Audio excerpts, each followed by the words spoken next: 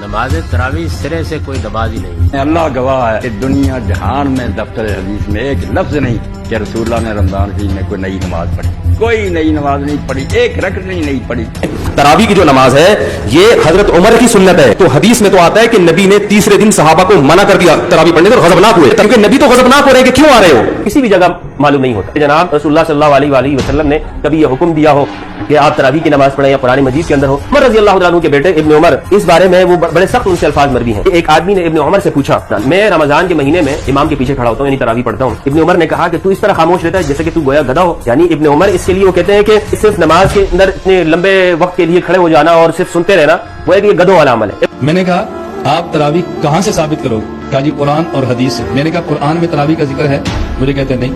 میں نے کہا جب قرآن میں تراویح کا ذکر ہی نہیں تو آپ قرآن سے ثابت کیسے کرو گے؟ تراویح میں تھوڑے سامنے 100 باری کیا کہ دنیا کا کوئی بندہ اگر رسول اللہ کی زبانی کسی حدیث سے صحابی میں تراویح لفظ بتا دینا میں نے تو چھری کہہ. آپ نے 3 دن کی جماعت کروائی، اس کے بعد نہیں کروائی، اسلام کی مفاقت ہو گئی تو ان اٹینڈڈ رہا یہ معاملہ سیدنا ابو بکر کے دور میں. سیدنا عمر کے بھی شروع کے دور میں ان اٹینڈڈ رہا، لیکن لوگ ٹولیوں کی شکل میں اپنی اپنی جماعت مسجد میں کرواتے تھے. میری طرف سے بے شک کوئی 40 رکعت تراویح پڑھے مجھے کوئی اعتراض نہیں، لیکن یہ بے ایمانی نہیں چلے گی. جی پڑھتے تو قرآن ہے، جب اللہ نے فرمائی نہیں، قرآن میں آئی نہیں، محمد نے پڑھائی نہیں، تیری ضد کا نام تو دین نہیں.